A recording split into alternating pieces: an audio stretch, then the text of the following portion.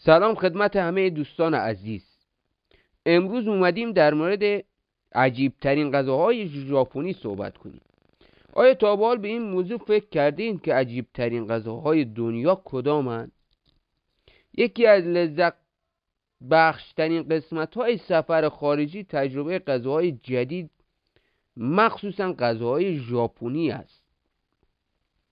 امروز اومدم با چند تا از غذاهای ژاپنی براتون این مقاله رو پی ببریم. اولین غذایی که میخوایم در موردش صحبت کنیم ناتو است. ناتو یک غذایی با طعم تلخ، بوی تند، حالت چسبناکی است. این غذا از تخمیر سویا درست میشود. ناتو یک غذای بسیار معروف در ژاپن است، اما در کشورهای غربی تاکنون کسی چنین چیزی را تجربه نکرده. مردم ژاپن این غذا را در ترکیب با برنج، سوشی و رامن میخورند. غذای دومی که میخوام براتون معرفی کنم باساشیه. باساشی از برش‌های نازک گوشت اسب تهیه میشود و یکی از غذاهای اصلی در شهر کوماتو است. کشورهای اروپایی که اسب‌ها را خیلی دوست دارند و به عنوان همدم با آنها نگاه میکنند و اصلا به خوردن گوشت اسب فکرم نمیکنند، در ژاپن به همراه سس و سویا سیر سرو می شود و مردم زیادی آن را دوست دارند. شیراکو یک غذای بسیار لذیذ و گران قیمت در ژاپن است که در رستوران‌ها، فروشگاه‌های گران قیمت سرو می شود. شیراکو در واقع کیسه اسپرم ماهی نر است. بافت نر و کریمانند پودینگ دارد که به هیچ طعم خاصی ندارد.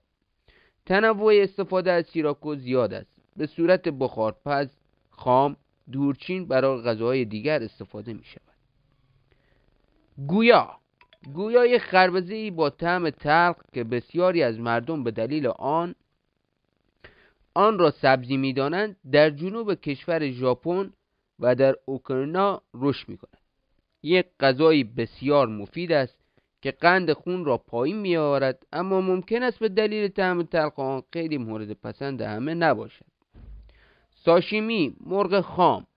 خوردن مرغ خام در اروپا و آمریکا کاملا ممنوع است، اما این غذا در ژاپن غذای محبوبی است و در بارها و رستوران‌های ایزاکایا همراه با لیمو سرو می شود. بافت آن شبیه ساشیمی ماهی است. اولین واکنش مردم با شنیدن اسم این غذا این است که به مضرات مرغ خام فکر می‌کنند. برای کاهش خطرات باکتری سالمونلا از قسمتی داخلی سینه مرغ برش می‌زنند. بیشتر رستوران‌هایی که این غذا را سرو می‌کنند مرغ را از مزارع کوچک تهیه می‌کنند تا از کیفیت و سلامت آن اطمینان داشته باشند. جوجه‌های ژاپنی در برابر باکتری سالمونا کاملا بی خطر نیستند و برای مراقبت‌های زیاد برای استفاده از این غذا صورت می‌گیرند. مونتویاکو. خاستگاه اصلی مونتویاکو کره است که در جنگ جهانی دوم به ژاپن معرفی شد. بعد از جنگ جهانی دوم این غذا جایگاه ویژه‌ای در ژاپن پیدا کرده. مونتویاکو یا در زبان انگلیسی توده‌های داخلی ماهی پولاک است که گاهی طعم تند و گاهی طعم شور دارد. موتسونابو نوعی بشقاب داغ ژاپنی است که کمی به خورش شباهت دارد. موتسونابو با ترکیب مواد مختلفی در دیگ‌های بزرگ در زمستان پخت می شود. برای پخت موتسونابو از ترکیب گوشت گاو، سس سویا، میسو با کلم، پیازچه، سیر و توفو استفاده می شود. گوشت نهنگ. در ژاپن مردم معتقدند که گوشت نهنگ از زوال عقل جلوگیری می کند. یک غذای بسیار لذیذ پرطرفدار است، با اینکه در بسیاری از کشورها صید نهنگ ممنوع است، اما در ژاپن هنوز صید در بسیاری از رستوران‌ها سرو می شود. طعم اصلی نهنگ بیشتر شبیه حیوانات خشکی تا ماهی. هورمونو یا هومونیکو.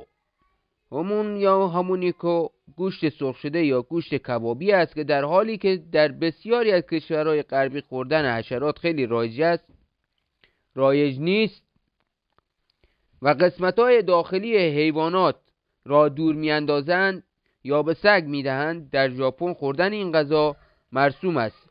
هومونیکو از روده‌های بزرگ کوچک حیوانات به صورت کبابی یا سرخ شده تهیه می‌شود. قضروف مرغ.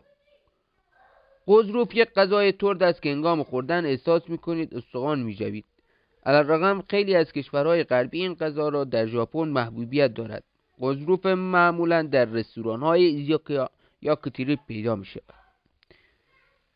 ممنونم که تا این لحظه با من بودید. برای حمایت من لایک کنید و زنگوله بغل رو بزنید برای فیلم‌های بیشتر. ممنون. دم همه عزیزان گرم.